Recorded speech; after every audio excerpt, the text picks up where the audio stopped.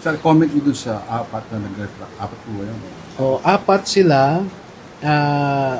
Actually, matagal na silang nagsasabi sa akin na grabe ang tutok ng mga tao sa pamilya nila, sa kapitbahay, pati sa barangay officials. No? Ginagamit ang barangay officials. Sinasabihan na, uy, tumahimik ka na lang kasi delikado ang buhay mo. Mga ganon, no? Pati pamilya nila natakot na rin, no? And then, ang sabi nila sa akin, kasi mga 5 buwan na ito na nililigawan sila. And maipapakita namin ang mga text messages throughout, no? Pati voice recording, no? Conversation, kompleto yan. Na umabot sa una 5 million ang offer. Naging 8 million, naging 10, hanggang umabot na nga ng 25 million. Kaya siguro medyo nakaisip din sila na wala na nga silang kaso, mawawala yung mga pananakot sa kanila, at meron pa silang pera. No? So, nagpaalam naman sila sa akin. Sabi ko, sige, pag-isipan nyo lang mabuti. Ang umpisa ng kalbaryo ninyo, kako, ay kung kantsawan na kayo ng kapitbahay nyo. Na, oy, paldo ka naman, mag-blow out ka naman dyan. No? At baka pati anak nyo kakantsawan na ng mga barkada nila na yung tatay nila ay ganito, ganyan. No? Yun ang advice ko sa kanila. Anong reaction nila, sir, nung pagbaliktad nyo ng apat na ito? Nung 10? Well, of course, na-disappoint sila, no? Dahil actually, 3 beses na itong inattempt nila na tanggapin. Pero napaliwanagan ng mga kasamahan nila, kaya hindi natuloy yung first 2 attempts. Kasi nandun na sila, tatanggapin na lang nila. Pero itong huli, siyempre aggressive na yung mga nasasaktan. So hindi na rin sila nakaiwas, no? Kasi inimbitahan lang sila sa isang lugar. So siguro hindi na rin sila nakaalis, na-offeran na rin. So, Paano pag bumalik ulit sila sa inyo, sir? Tatanggapin nyo pa ba? O ano? well, wala na rin, Bang ganun? wala na rin silang kwenta as a witness eh. Kasi babalik-baliktad sila, no? Although yung recantation talaga is sabi nga ng Supreme Court, it is frowned upon by courts, no? Hindi pinapaniwalaan ng korte ang mga recantations. Attorney, sino raw itong mga naniligaw? Yung sinasabi nilang prinumesahan sila para hindi na sila pwede, kailangan magtrabaho for the next 2 years is an exaggeration, no?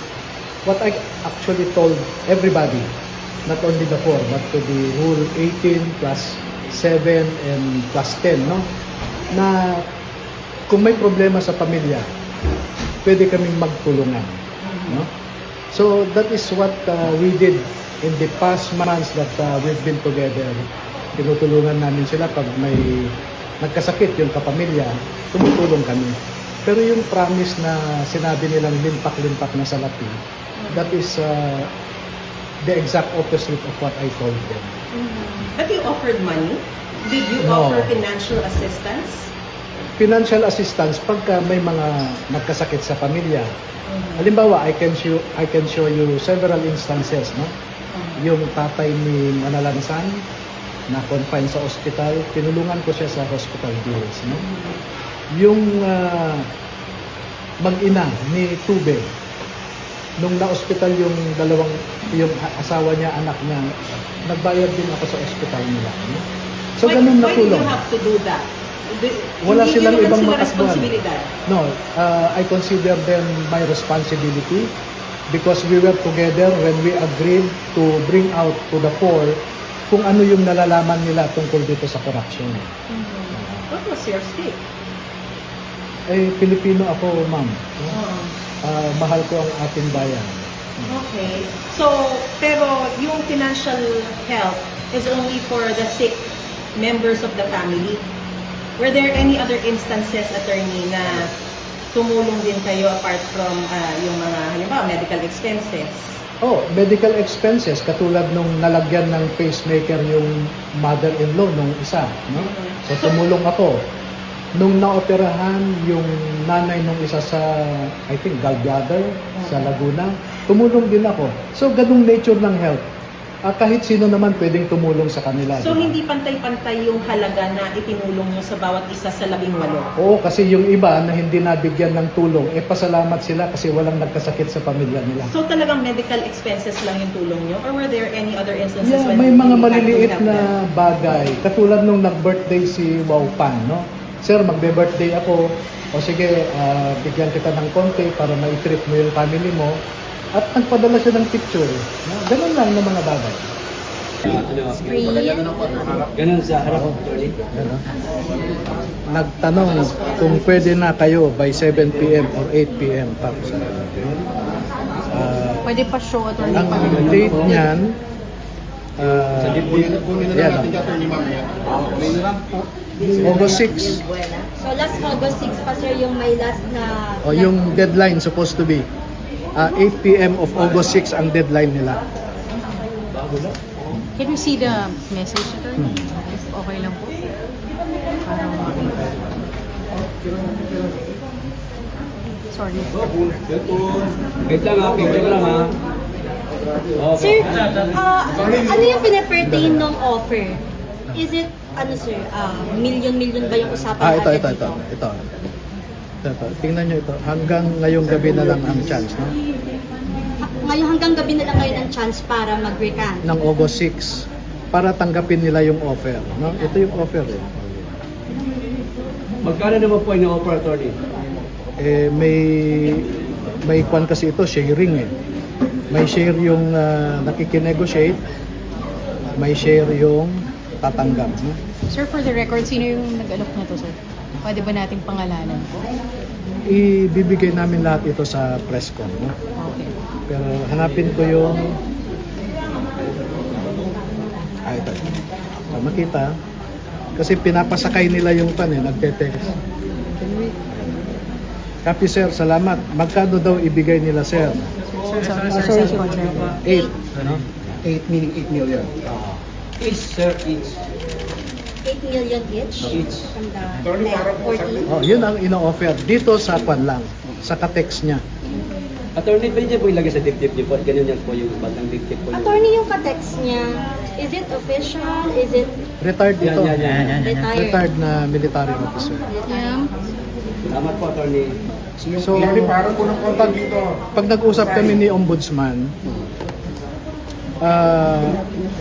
At alam mo, sa kabila nitong mga bagyo, mga namamatay, anong ginagawa ng ating gobyerno? Patuloy ang panggigipit sa mga kalaban sa politika. Pero attorney, masingit ko lang. Sa Japan kasi, kapag merong bintang pa lang, hindi pa napapatunay na yung leader na yun ay may pagkakamali, sila mismo nagre-resign na. Yes, oo. Yun ang kinagulat ko rito sa atin. Iba dito. Sa Korea, ganun din. Oo. May palabra de honor at may delikadesa. Delikadesa. Dito, Ayun. booking na, nandyan pa rin. Ayun. Wala talaga. Masakit. Oo. Nakatotohanan yan. Kapit tuko. Ayun. At yun nga, as I was leading to this topic na dito sa atin, unang-una si Jinggoy, di ba? Opo. Yung Sergeant at Arms, pinagtatanggol lang yung Senado. Ginipit, sinuspinde. Opo. Sino pang sumunod? Di ba? Si Marcoleta. Pinakulong. Plunder daw. Si Bato, tinutuligsa. Yung mga Defensor. kritiko ng gobyerno, may mga demanda. Si Opo. Ka Eric Celis, si General Pokis, si Lorraine Badoy, si Cho Moreno. Basta, kinriticize mo sila, hindi nila nagustuhan yung sinasabi mo, demanda ka. Tapos Patuloy ka. yan. Ngayon, si Alan Peter Cayetano naman, hinahabol ni Ping. Tuloy-tuloy. At eto isa pang matinding kritiko ng gobyerno. Siya ang nagtatag at siya ang pinuno ng grupong Kampilan. Na ano ito yun? ay malaking aggregation ng mga organisasyon. Iba't ibang organisasyon to. Parang umbrella ito. Tama-tama. Nagsama-sama. Nag-uulan ngayon. Kailangan Opo. ng umbrella. Umbrella organization. Na si Jing Paras, dating congressman ito. Dating congressman, dating miyembro ng gabinete. Ganun Ngayon din. naman ay ginigipit. Sinasangkot sa human trafficking kasama si Congressman Lian Leviste na sinasanggot din kasama ng kanyang ina, senador din, si Loren Legarda. Sa plunder naman, Wow. walang tigil po ang panggigipit, ang harassment, ang pananakot sa mga kritiko ng pamahalaan.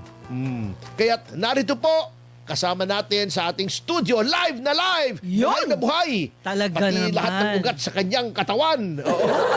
Ang abogado ni dating Congressman Jing Paras upang ipaliwanag ano ba itong pinagagagawa na naman ng NBI para maipit na naman ang mga kritiko ng gobyerno. Oo, Ayan. good morning, Attorney Mark Tolentino! Yahoy! Woo! Hey, good morning. Kasamang attorney and idol ko yan, si Ferdy Topacio and of course, si Madam Jovi. Yan, thank you very much at Salamat napaunlakan po. mo ang aming payak Yeah, na tama. paanyaya, Attorney Mark. O, siyempre, kasama ko si Manang Jubes. Kinakabahan ako kay Attorney Mark eh. Bakit? Mukhang maraming bit-bit na balita. Oo. Gabi naman. Oh, anyway, I'll get right to the point at alam Yes. kong interesado ang ating mga manonood at tagapakinig. Yes. Ano ba talagang storya dito sa di umano human trafficking down? Kasi very hot copy Yes, ito tama. eh. It involves, may mga babae, may sex, alam mo na, merong May mga sex matataas na escapade. opisyal. Ayan. Oo. tama yan. At Attorney Mark, ano bang storya dito? Let's start from the very beginning. A very good place to start. Ang Oo. issue dyan, kasamang attorney ka Ferdy, yung tinatawag na tanim pokpok. Sabi nila, May ganun ba? may tanim pokpok daw. Okay. Akala ko tanim bala. So Ah, ngayon, tanim pokpok na tanim yun. pokpok ng Di ba issue ngayon. pokpok yung ginagawa pagka may Pinupokpok. karpintero ka na, pagpagawa ka ng bahay, di ba? Tanim Di ba yun yun? Oo. So yun ang issue kasi ang sabi nila yung allegations ng NBI na may plano na destabilization, may plano na itong mga malaking tao sa ating government taniman daw ng mga prostitutes. Yun ang storya nila. Yun ang story. Oo. Okay, That's so- the story. so- Pero what's the story behind the story? Oo. So bago dyan, may na-entrap daw na bugaw at saka mga prostitutes. Okay. So na-entrap daw sa isang hotel dyan sa may Manila, sa may Diamond Hotel. So kasi may tumatawag sa isang pokpok na may kliyente daw sila na mga Hapon. Okay. Oh. Ang problema, pagpunta doon, hindi pala Hapon, kung hindi mga NBI. Baka galing Japan. Oh, yan. Pero maganda. Ito, Papel di hapon pala. Papel di hapon. so, iba to kasi different transaction yan. Okay. Nung nahuli itong mga isang bugaw na si alias Ken at saka yung mga apat na mga babae, Opo. pinasalita sila na may connection daw ito sa plano na siraan si ES Ralph Recto at saka Okay. ibang mga government officials through prostitution. Okay. Ang tawag nila, honey trap. Oh, yun. Oh. Okay. Actually, spy term yung honey trap eh. Honey Yung trap. honey trap, yung isang spy na babae, maganda, sexy, Oh. akitin niya isang target para makakuha ng impormasyon. Pero gano'n na rin yun. Patang Oo, honey oo. trap na allegations ng NBI at saka yung itong mga bugaw, Opo. future human trafficking. Ibig sabihin, Oh. nagplano daw itong si Jing Paras, kasabuat itong mga babae at saka itong si bugaw na taniman ng prostitute si ES Medaldea. ES Ralph Nako, hindi Recto. yata pwede si ES Medaldea. Hindi na nga makalakad sa ayos. Bibigyan baka matuluyan yun. So, si ES Ralph Recto. Ayan. At saka, in connection daw, na may nag-fund daw sa operation ito, si Congressman Lian Leviste. Parang Okay, far-fetched yun yata. ang argument nila. But of course, in-interview ko yung kliyente ko, si Jing Paras, at binasa ko yung mga affidavits ng mga babae. May affidavit sila. Yes. Oh. Kasi ang plano, hindi human trafficking. Ang plano, tutulungan itong bugaw, tumatawag ni Jing Paras. Opo. Na gusto niya tumulong sa government. May mga witness daw siya sa mga sexual perversion ng mga government officials. Pervert daw. Opo. So, So, hindi future, nangyari Past. na at sila ay Yes. handang magtestigo. Testigo. Ganun po ba? in 2025 nangyari somewhere in Makati. Ayun. Yes. So ang ginagawa ni Jing Paras, nagtawag siya ng mga abogado. Yun. Ang trabaho ng abogado, gagawa ng affidavit sa mga babae. Opo. So, yung mga babae, pumunta sa isang restaurant sa Quezon City. First meeting, interview. Opo. Then, second meeting, pinakita na yung mga affidavit. Ito na yung affidavit ninyo. Ang problema, itong si alias Ken, nag-demand ng 6 million Ayun, pesos. mabigat. Sabi ni Kong Paras, ang purpose natin is this is for the country. Oh. For transparency, Para sa bayan. accountability, and yung advocacy ni Kong Paras is anti yung tinatawag na corruption. So, linisin ang government. Yes. Sabi naman ito ni Mr. Ken, hindi pwede. Kailangan may bayad kasi babanggain natin ang mga malaking tao. At least may fund for magtago yung mga babae. Opo. And of course, dapat 1.5 million sa kanya. Yun. Yun yan. Agad-agad. Oh. So, nag-demand ng pera, Ng pera. yung So, manager. yes. So, tagwagin na lang nating manager. Manager. Okay, Those manager. mga Si manager, talents na lang. Talents Sabi naman na ni lang. manager, kung wala kayong fund, Congressman Jing, kausapin nyo si Lian Libiste. Siya dapat mag-fund kasi So siyang sa kanang galing doon kay alias Ken. siya. Alias pangalan. Ken lahat. Hindi, Bibigay ng walang kaugnayan instruction. si Congressman Leviste. Leviste. wala. So, kausapin nyo si Congressman Libiste na siya mag-fund ng 6 million.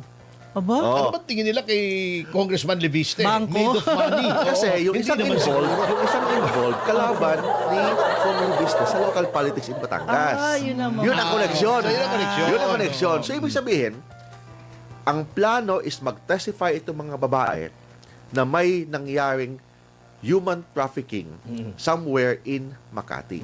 So, Involving high government official. Hindi natin So, sabihin yan. Pero alam na ng mga followers natin yan. Opo. Tapos, binasa ko yung mga affidavit. Okay, binasa ko yung gawa ng mga abogado. Okay. Nung binasa ko, yung si government official, 2 babae, 3 babae, sabay-sabay. ba, malakas. Oo, sabay-sabay. Kahit na, may word pa na ginamit kahit na daw, hindi na daw tumatayo. Kasi parang matanda na eh.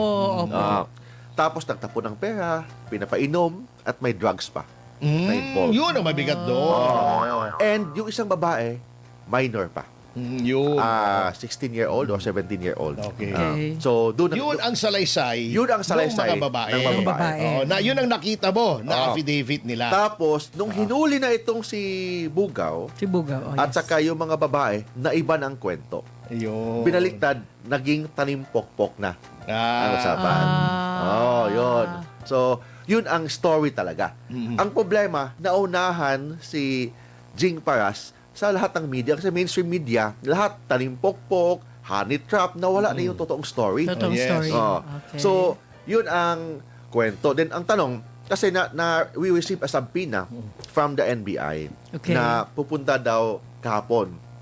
So, of course, nung nabasa natin ang subpoena, wala nakalagay na anong allegation. Yes, correct. Walang nakalagay. So, we wrote a letter to the NBI requesting na bigyan kami ng copy ng mga complaint or any affidavit or any evidence para alam namin ano yung gagawin namin dyan. Definitely, that is part of due process. Part of due process. Otherwise, pupunta kami doon, baka mag-fishing expedition. Yun, Correct. oo. O kahit ano lang tanungin, and it will violate the constitutional right of Yes, Jing Paras. correct. Oh. Correct. Sabi nila, sinagot agad. Oo. Sabi nila, hindi daw pwede. Kasi confidential. Hindi Ko- pwede yun. Paano Yan, naging- court of the Star Chamber? Oh. Paano naging confidential, Attorney Ferdy, paano naging confidential na everyday nagpa-interview na sila sa TV? Ang NBI, pati si DILG Secretary, sumakay na din. So, paano naging confidential?